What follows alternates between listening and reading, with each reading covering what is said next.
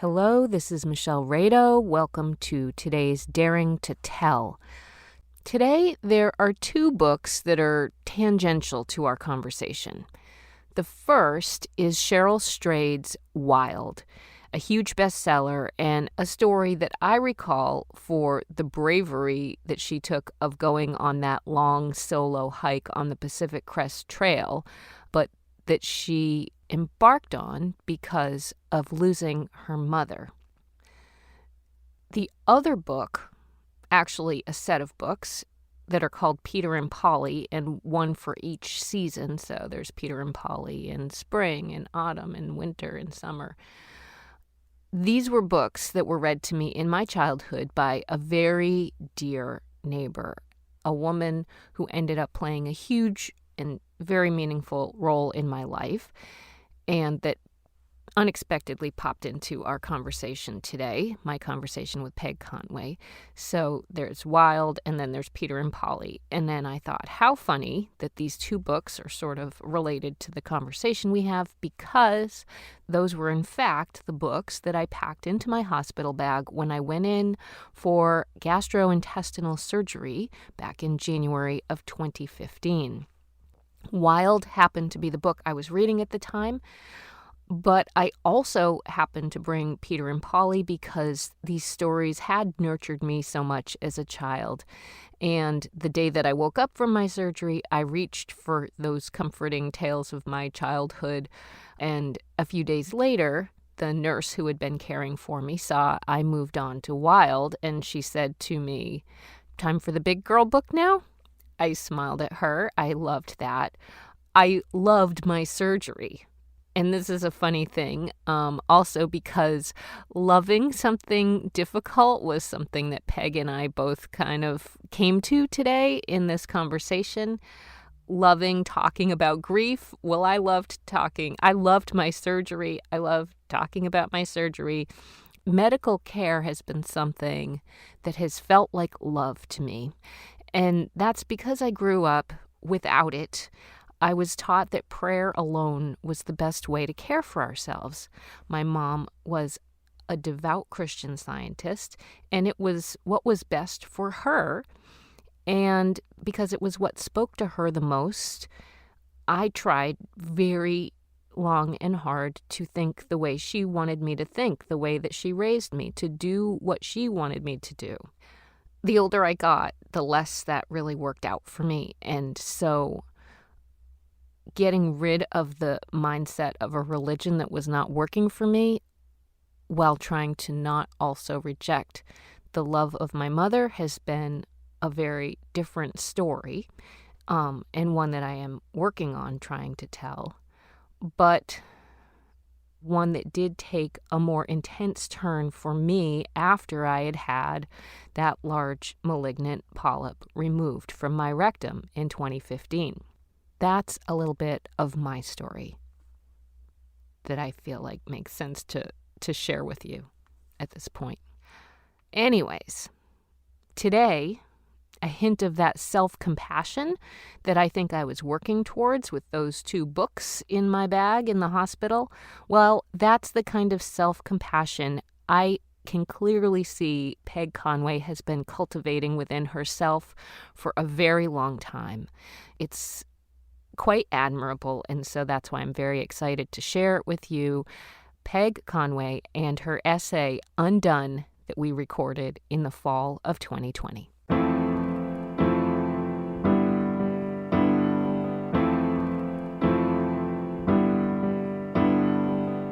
I noticed my classmates all seated together in the first few pews of the far left section. I felt glad to see them, but funny about it too. The first taste of being motherless as setting me apart from other people, somehow different in a basic way. I never did see nothing like that. I never did dream nothing like that. I imagined all the trees could see and the sun could move, the moon would slide into a place to wait for eternity. today I'm talking with Peg Conway, who Peg and I met in the famous Nadine Publicity Powerhouse workshop. Nadine is a writing coach. I always just call her Nadine. Nadine Kenny Johnstone, who is a writing coach for you and for me.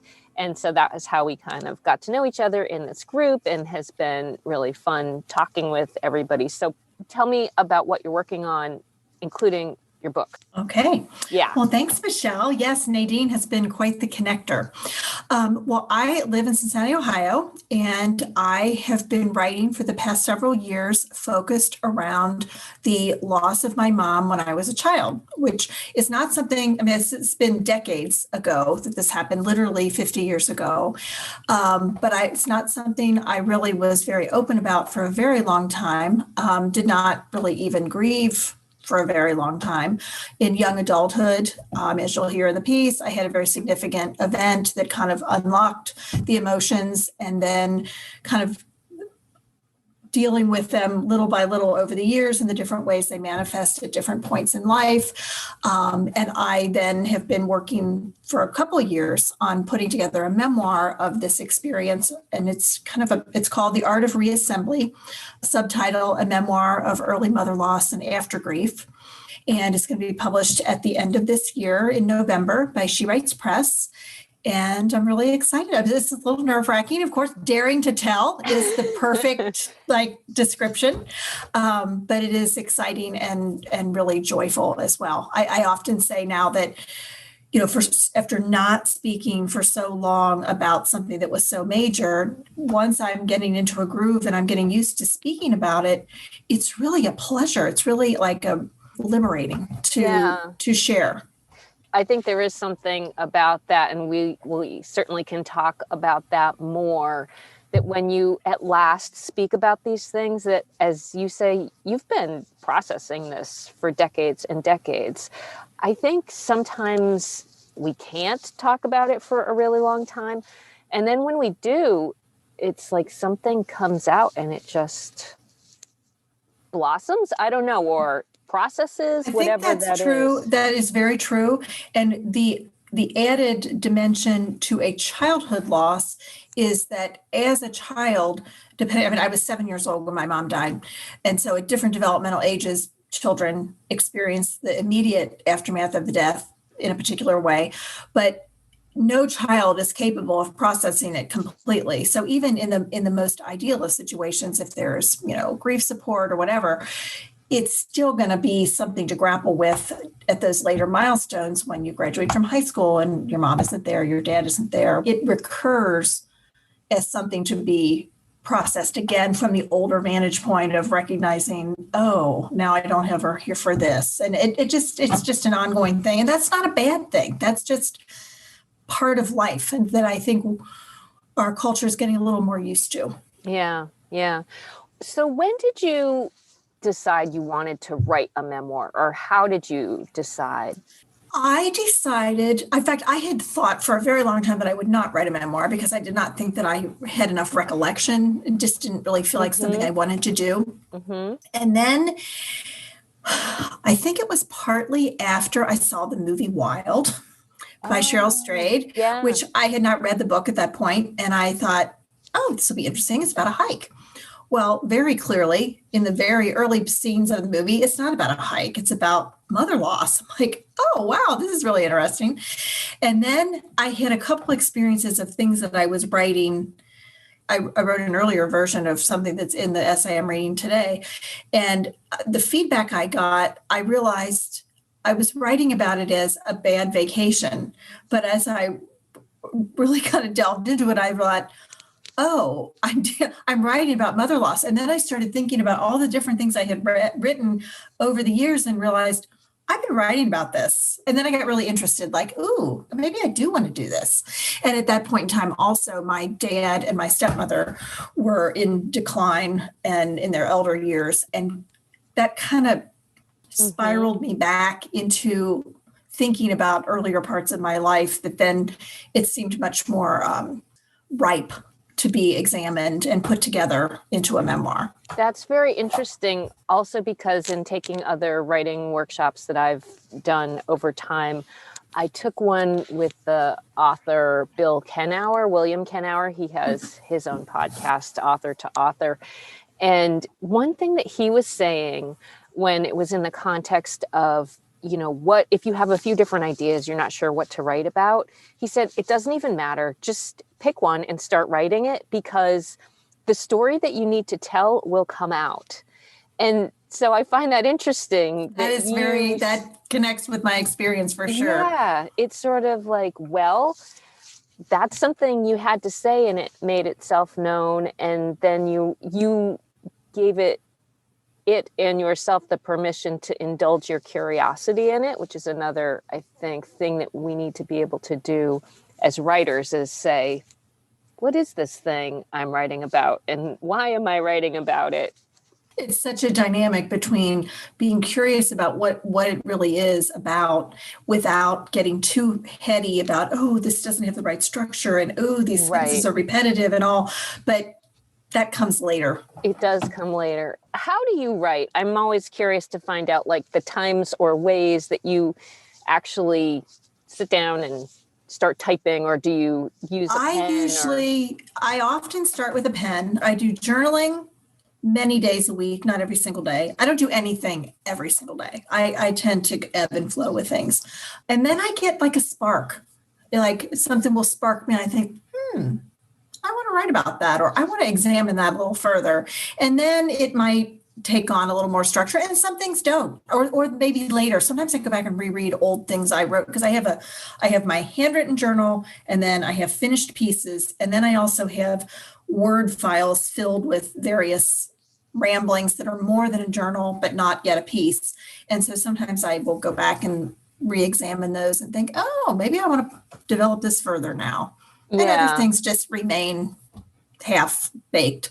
Right. Well, because one of the other things when you were saying about you didn't think that you could write a memoir because you didn't think you could remember things. And that's one thing I certainly have thought about myself when I've considered writing about things from my childhood, especially, or even the recent past. I actually do a similar thing. I go back and look at journals that I keep, because I try and just write down my thoughts and as they happen. And then I can go back and look at them as resources to say, oh, right, that thing was going on at that time. But I find triggering my memory to be really difficult. And did you bump up against that? Like, how did you flesh those things out? Sometimes the things that were hard to remember or painful to remember, I would often write in present tense as though I were there.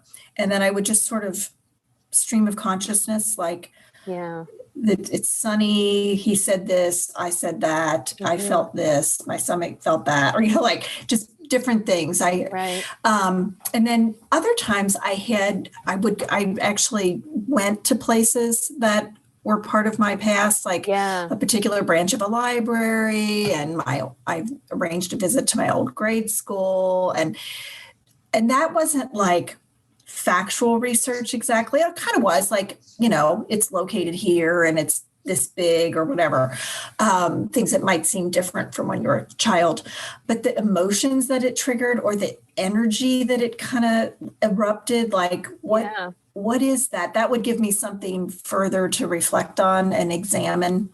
I'm a fairly intuitive person, and so I tend to go with gut feeling of, okay, this is the direction, or this is the basics of it. Not stress about minutia. Right. I agree. And I have to say, I think that's something I'm learning. I think I always tended to not trust my gut. And part of my biggest story is learning how to trust my gut. So I love hearing that intuitive thinker and going with that. And I think the more we can. At the same time, I will also say that I have learned over the years to be a little more, not less trusting, but also bring in the brain, the head. Because too much gut and not enough head is just as much of a problem, really, as too much head and not enough gut or heart. All three of these, the balance of them is when we're optimal. What we're going for. Exactly. Well, I love the going back to places, because I've thought of that. Maybe if I went back to the grade school that I went to or the church that we went to when I was a kid, I sometimes do think about in trying to bring back some of those memories, like imagine walking through the building or something like that. And I think that that can help. And some of those memories are imagination, not to suggest we're making things up at all, but also I think when you do sort of go with your imagination, those memories or feelings are in there somehow. And by sort of going with the flow, it does open it up a little bit, I guess.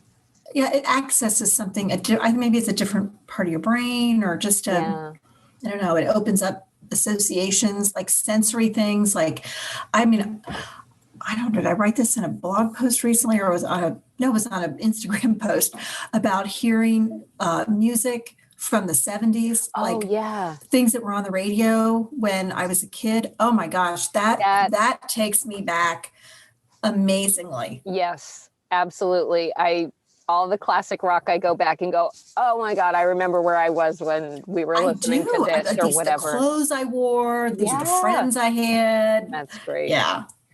Well, why don't we have you read your piece, and then as you introduce it, I'm curious how the piece that you're going to read today, is that included in your memoir somehow? It's like a subset of it. It's part of it, but not in there. Is that right? The name of the piece is it's called Undone, and it opens with a particular episode in my current, middle-aged life with one of my grown children, and it kind of spirals back through past experiences that all have kind of a similar emotional thread, and kind of it reflects on the lasting impact of that loss and how it kind of lives on and yet is manageable too. Like living in the present is really what I'm after. All right. Well, Peg with Undone. The unraveling began after we finished dinner at a Thai place in Lincoln Park.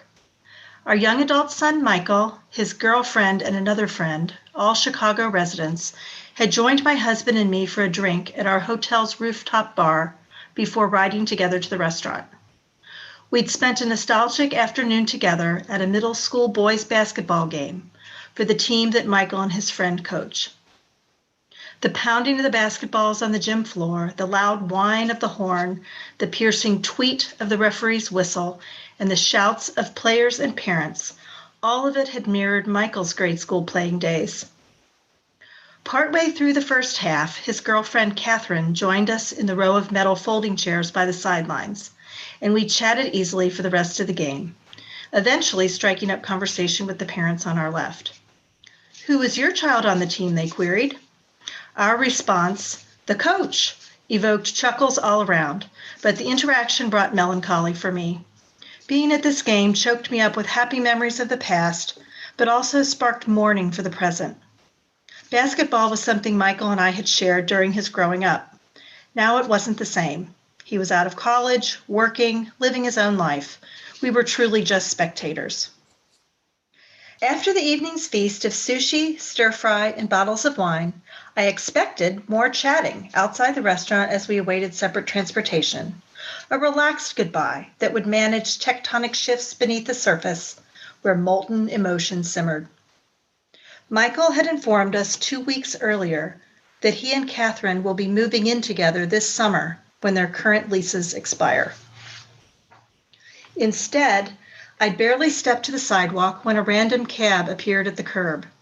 Catherine turned to Michael and said, "Should we just take this?" In the next instant, they hugged us in thanks and piled in the back seat. Michael waved and said, "See you tomorrow," as the cab pulled away.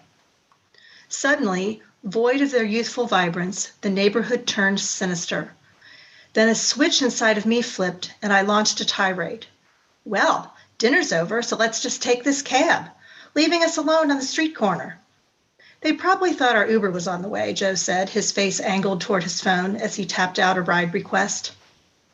"Perhaps," a tiny corner of my brain suggested, "they treated us as they would their friends, assuming competence to summon our own transport." Pacing the sidewalk, I was not yet ready to heed that rational voice. Finally, our driver did a U-turn to pull up in front of us, and I ranted softly about his slow response, the traffic, then the loud crowd in the bar as we crossed the hotel lobby, rode the elevator to the 7th floor, and entered our room. I imagined sending Michael a snarky text. Safely back at hotel, not that you cared. Then, quickly deflated, I rejected the idea. I didn't want negativity to define the evening or ruin the next day, the final one before our return home to Cincinnati. Standing rooted in place, I covered my face with my hands as tears leaked from my eyes and my breath came in gulps. The feelings that combusted there on the street corner came from something. What was it? Back when I was our son's age, at another street corner in a different Midwestern downtown, early on a June morning, I prepared to make a right turn in my car, having just dropped off my roommate and friend, Bitsy, at work, when suddenly I heard a terrible, terrible thump half a block behind me. No, please, no, I said aloud to myself, but I knew someone had hit her. Without thinking, I stopped the car, jumped out, and there she was, lying in the middle of the street, her purse and tote bag beside her. I watched her flailing attempts to get up, a dazed, almost vacant look on her face, but she was unable to muster all the necessary motions to stand. Bystanders were already gathering. A woman crouched next to Bitsy with a hand placed lightly on her shoulder. Stiff with fear, I forced my legs to walk over there. As sirens became audible in the distance, I realized I should notify her parents and ran into the bank to use the phone. Then I went to the 4th floor and recruited a coworker to accompany her in the ambulance. The two of us returned to the street in time to see Bitsy being placed on a stretcher. The sight of her in a cervical neck collar made my knees feel weak. I really have no idea how seriously she's injured, I thought. I waited until the ambulance departed before returning to my car, which I left unlocked with the keys in the ignition and my purse on the front seat, and drove the few more blocks to my own office, where I had client projects to wrap up before flying out that afternoon on vacation with my brother. The anxiety of not knowing the extent of her injuries numbed my limbs and tightened my chest, and I could not concentrate on what I needed to accomplish. Neither could I overcome the fear of actually finding out what had happened. Seeing my distress, my colleague called the emergency room and obtained concrete facts. Broken leg, broken nose, bruises and contusions, teeth damage. Bitsy was banged up, but she would heal. My exhale of relief released a few tears and cleared my mind enough to complete my to-do list. We didn't have cell phones then, so several times during the trip, I called Bitsy's family from a phone booth to receive updates on her surgery to insert a rod in her leg and her general well-being. But once she and I were both back at the house we shared, I began to notice how lost and empty I felt inside, as if I were free falling through space. Was it letdown after the stress-laden vacation, I wondered to myself? But this inner void persisted. The sensation seemed out of proportion to Bitsy's condition and in comparison to how others were handling it, but also strangely familiar in a way I couldn't quite identify. I wept intermittently for no apparent reason, and my clothes grew loose as I dropped weight. It wasn't long before I connected these lost feelings to another traumatic early morning years before, when I was 7 years old. It was late autumn during 2nd grade. My dad entered the pink-walled room I shared with my older sister, who was 9, followed by my older and younger brothers. My inner alarms began to sound. Why were they all coming in here together? My dad's distinctive wavy black hair, normally combed smoothly back from his forehead and temples, looked tousled, and seeing his blotchy face, his eyes red-rimmed, made my throat constrict. "Well, kids," Dad said quietly, "we have an angel in the family," his voice cracking as he finished. "Mom," I whispered, launching into his arms, sobbing even before he nodded yes. Soon after, lacking the immediate capacity to process the enormity of our loss, I left his lap, ready to put on my plaid jumper and white blouse. But Dad said we wouldn't be going to school that day. Down in the kitchen, I discovered my mom's parents cooking breakfast. My aunt arrived shortly after. Their presence at our house on a weekday morning when I should be at school heightened the sense of wrongness. My insides felt empty, like I was floating in space, untethered. I had known my mom was sick and in the hospital, but no one had ever said the word cancer aloud to me. I sat in my older brother's lap, sucking my thumb as the grown-ups conversed in subdued tones. A few days later, we stood silently at the church entrance, watching the smooth unfolding of the metal stand on which the casket was placed after its removal from the hearse. Walking in procession behind the rolling casket down the long church aisle as organ music boomed, I noticed my classmates all seated together in the first few pews of the far left section. I felt glad to see them, but funny about it too. The first taste of being motherless as setting me apart from other people, somehow different in a basic way. Now, more than 4 decades later, as the mother of a grown-up son, I stood in a Chicago hotel room confronting the specter of that long-ago loss. It had surfaced like it always does when life presents a transition. The feelings are the same, whether it's a major event like moving to a new house, the simple fact of being the last to leave a social gathering, or even the joy of watching a beloved child flourish independently. I want so much to be over it, but the truth is that childhood loss never ceases to reverberate. Of course, things evolved as Michael became an adult. In theory, I hoped that he would find someone to share his life, but this juncture has arrived sooner and in a different manner than expected. It was normal, but I was not. I'd known myself as broken by mother loss ever since the day of my mom's funeral, from the moment I saw my classmates in the church. Such harsh self-criticism only pushes me to the periphery, I'd also come to understand. It creates the very separation that I fear. Over my entire adult life, starting after Bitsy's accident first shattered my defenses, this emotional cycle has played out hundreds of times. Circumstances trigger an outburst, followed by self-recrimination that gradually shifts to trembling vulnerability as the acute phase ebbs. Only then can I reach out for help. "Joe, will you hold me?" He hugged me tight, saying little, and the physical contact broke the spell. Tears spilled, my breathing slowed, my body rested gently on the ground again. I returned to the present, knitted back into relationships, to a kinder self-understanding. It's okay. It's always part of you. Just let it be there. You're okay. Breathe. The storm's passing washed clean my perspective.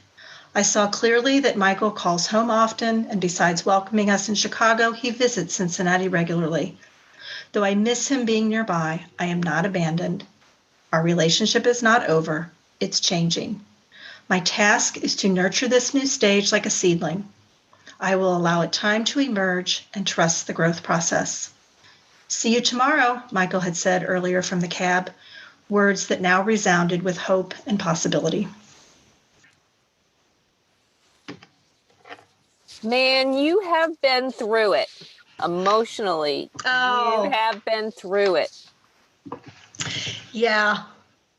But over many, many years, though. I mean, it's the accident of my friend is like if my life were being plotted, that's like a huge inciting event of many, many things, personal growth wise.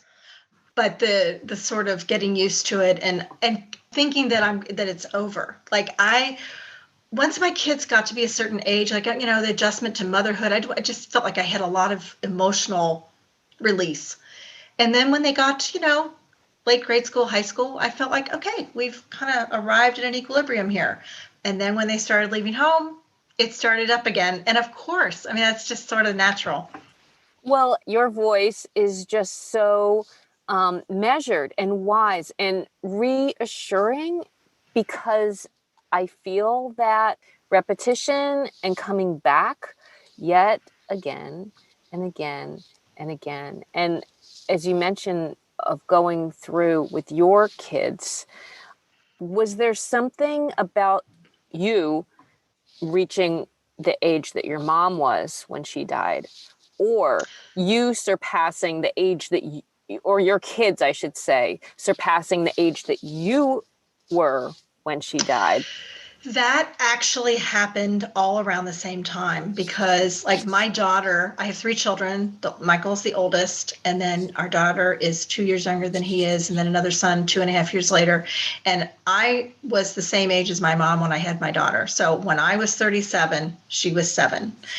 And things with my firstborn, the first time you go through something, and then things with my daughter, my 30s were a very fraught time around that issue of, I think I had this expectation that I was going to die young. That was just sort of like in the back of my mind or even in the forefront of my mind.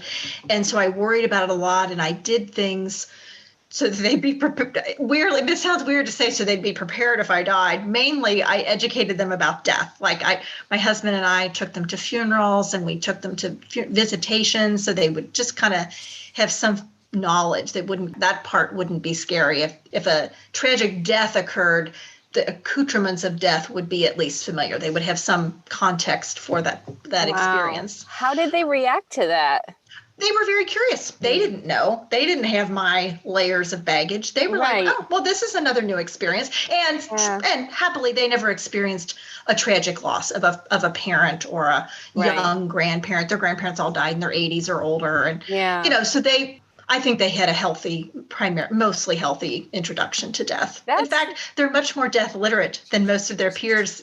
And 2 of them are going into social work, end of life. Well, that's interesting. And I think that that's clearly not something that most parents think about. Like, let me take you to our funeral so you kind of become familiar with this. I mean, my grandparents, I think the first death in my life was actually not, this is a whole other thing I didn't even expect. I thought I'd think about this, but the very first person that I lost who was of great meaning to me was not even a relative, but a next door neighbor who was an older lady who I would visit all the time. I would go over, visit her. We'd play little games. We'd play hide the thimble. She would read me stories. I would watch Shirley Temple movies with her on Sunday afternoons. She'd make me chocolate milk. I mean, we were really— That sounds like Nirvana. It was amazing. Now I go, oh my God, like what a gift it was to have her in my life. She died when I was 10. Part of me wants to put that aside because then I'm going to say I didn't lose a grandparent or someone in my life till I was older, and I was completely not funeral literate at all.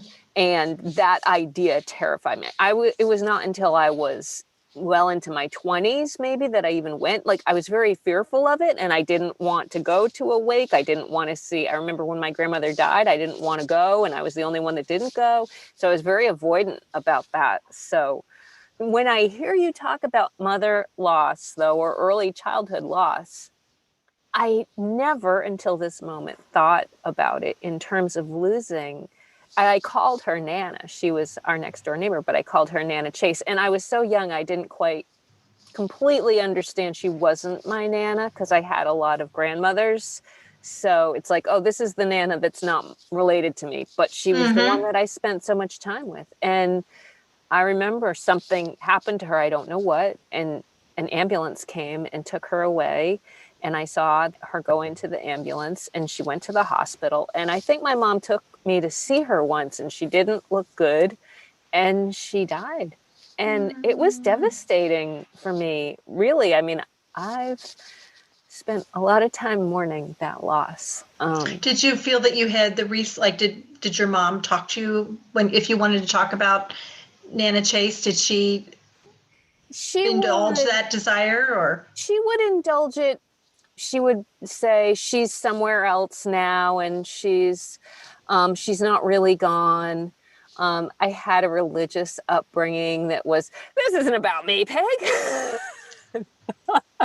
Oh God. I had a religious upbringing that was not common. My mom is a Christian Scientist, and so I was raised that way without doctors or anything. And I think that's right. Interpretation of matter or physical life as not being true my mom said her true spirit is somewhere else and you can always remember her. She's always with you. But but that was kind of where it ended. And it did feel very abrupt. And I do remember then another older lady moved in next door, and I sort of just like, I'd go over there and I wanted to have that same experience with her. And I think she was sort of like, why is this girl coming? Kid visiting. I was like, can you read me some stories? Can we watch Shirley Temple? And she was like, not warm at all. She was, oh my goodness. It was bizarre and jarring, and probably for her as much as me. But yeah, so this really sparked something for me too. But that's something that really I think is very important, that we don't reflect on those things enough and we don't talk about them enough. So I'm delighted that my story elicited a story from you. Right. Absolutely. I mean, and that was sort of where I'm going, is that you clearly have spent so much time thinking about this and processing it. And I haven't thought about it in the same dynamic that you have, because I think I put her in a different category, even though she was incredibly influential to me. She was my next door neighbor. The infrastructure of your life did not change. You didn't have to have someone different take care of you or anything like that. It was a little bit second tier or, kind of outer ring of your life, but it clearly it mattered. Right. It mattered. And when I hear you talk about early childhood loss, I actually now think about that for me a little differently as we talk now about it, because it was a really significant early childhood loss. And I know that I've mourned her passing. And in the recent years, because I thought about her so much, I've gone back and found the books that she read me. And I actually did some research to find where her grave was. Oh, cool. And I went and visited it, and it was tremendously healing. I mean, when I found her grave, I wept like a baby. I mean, I just was like, Nana, at last I found you. Like she had left me, Oh, I love that so much. I cannot tell you how much I love that. That would be a beautiful story. I think I'm so glad. It's funny. It just sort of surfaced for me now. And I've read this story from you like many times. Takes a while, doesn't it? Well, we have to revisit. The power of hearing something too it's a different experience to me to read my own words like this. It's interesting. It sure is. And so my question that I ask everybody, or at least I think I ask everybody, what about this feels daring to you, or what was daring about telling this story? Well, obviously my mom's death occurred a long time ago. Even this inciting event, I mean, I'm in my 50s now. I was in my 20s when this accident of my friend occurred. It is now in my 50s that I am writing and publishing about this topic. It's breaking a silence that it took me a long time to reach a point where I could do that.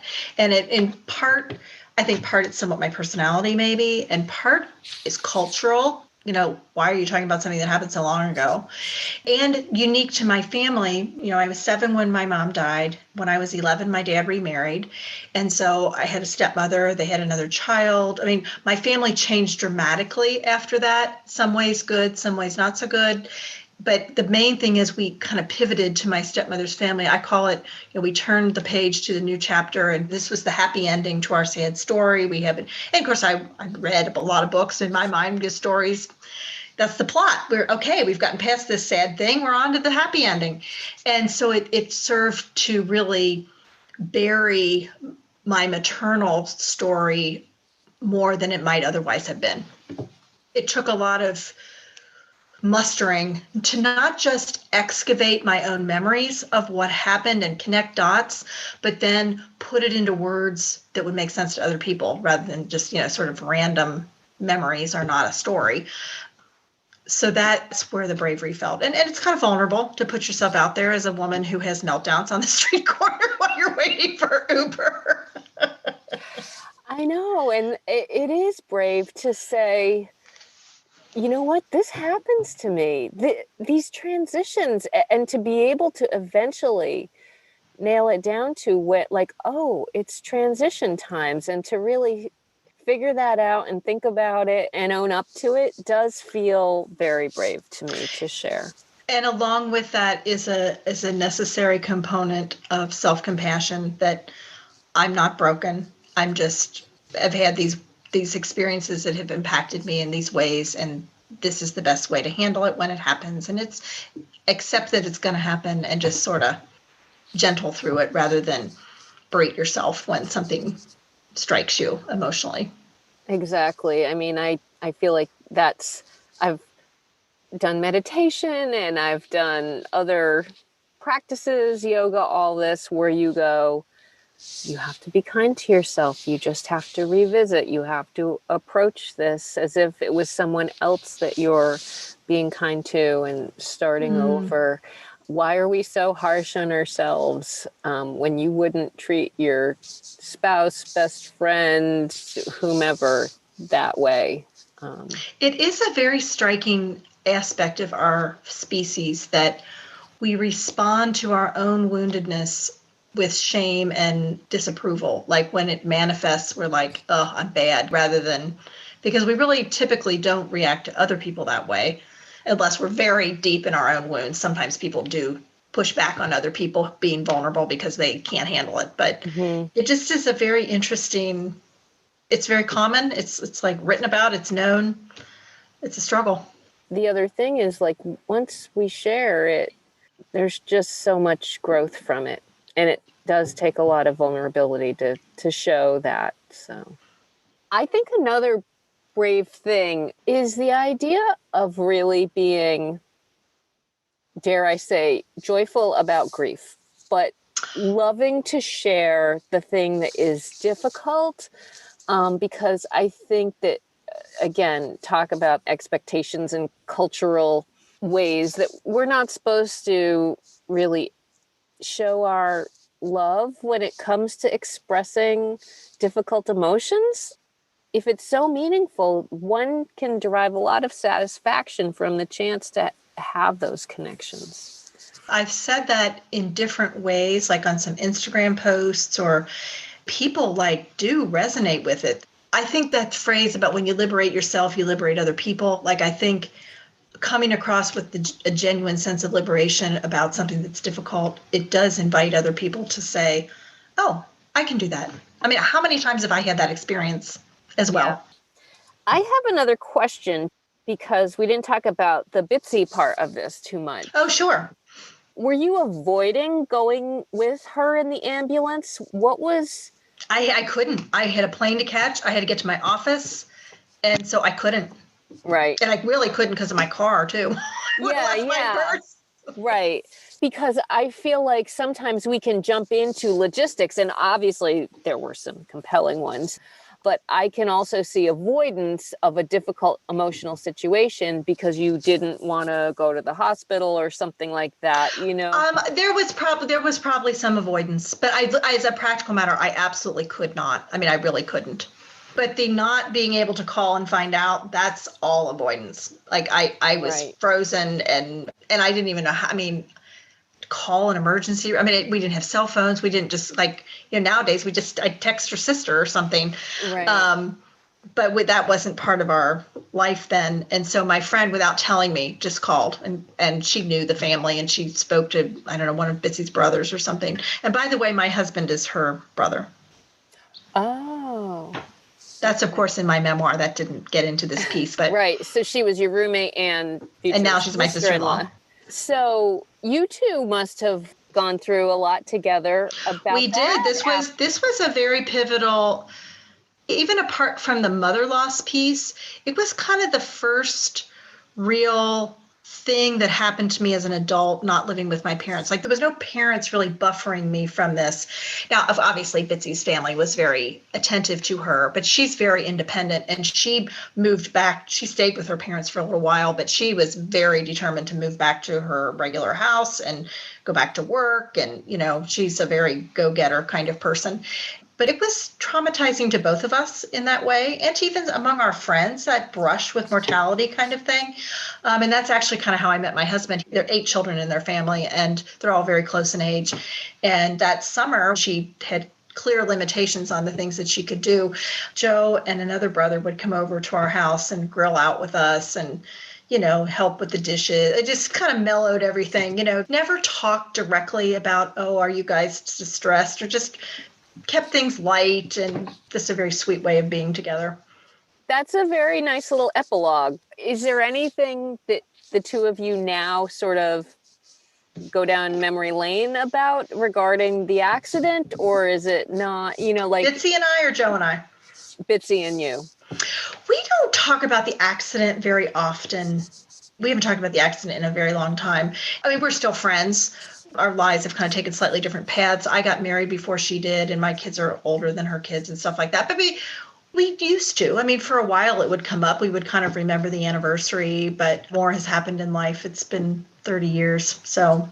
And actually, speaking of anniversaries, I sort of came to my cognition this time as you read this, that your mom died in late autumn. Is this around the time that your mom? Tomorrow it's 50 years. Oh, wow. Oh my God. And I'm talking about daring to tell. I've done a very brave thing for me. Of course, with COVID, there's really not a lot you can do. But my family has never observed the anniversary. But this year I sent an email to my siblings, all my siblings, one of them lives out of town, and a couple of aunts and uncles, a couple of aunts actually, and a cousin, and said, it's 50 years and this feels like a big milestone. And so I usually go to the cemetery on the day of. I'm inviting you to join us if you would like to do that. And everyone is all enthused about it. Wow. To my utter surprise. Wow. So I don't know what we're going to do there. I probably should. I feel like I want to say something since I convened everyone, but I have told them, I also said in the message, nothing, I'm not planning anything major, like some major ritual or requirement. But if anyone would like to say, and if there's anything anyone would like to remember or say, this is the first time we've ever done anything like this. That's really interesting and significant. And part of the joy, like, yeah, I'm ready for whatever happens. If no one says anything, I'll say a few things. If anybody gets emotional, I'm totally fine with that, So it feels real. It's again in that vein of joyful liberation. Yeah, by living through it so many times, you eventually become friends with it, even though it's pain. Mm-hmm. Mm-hmm. And it's so much better to give it its due than to try to put it in a box, because it will never stay. It just will never stay. Exactly. Well, that's fantastic, Peg. I can't think of a better ending, frankly, to this discussion. Because I know. I want you to tell me how it goes. I will report. Here, yeah. So as a quick little follow-up there, I do know that graveside memorial took place with Peg's family. So as this first season of Daring to Tell begins working its way to a close, I've got a plan for some add-ons, like an ebook that might contain the original essays that have been written for this podcast, and maybe also a few other essays that would be inspired by some of the stories that were read here too. So stay tuned for details on that. Peg's book, as she mentioned, is called The Art of Reassembly. I can't wait to read it. It will be out later this year. Peg also runs a book group that is for adults bereaved in childhood. And if you're interested in that or finding out more about her, you can learn more about the book group at her website, which is her name, pegconway.com. You can also check out the list of books that they have read there already, pegconway.com.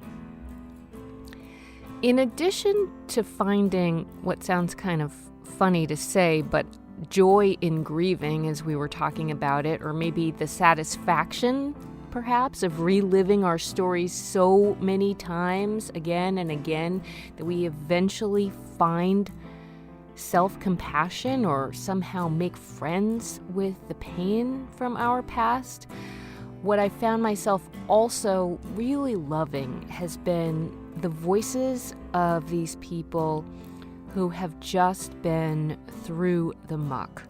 People who have faced what was recently referred to by Dani Shapiro in a workshop as the terrifying work. She said, "You should be terrified when talking about our writing.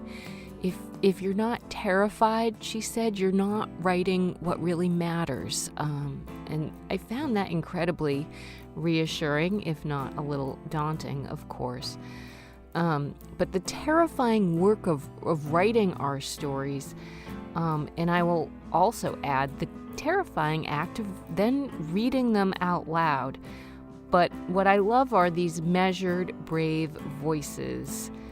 And that very much defines the voice that we will hear on our next episode, the voice of someone who has lived with, through, and beyond domestic abuse.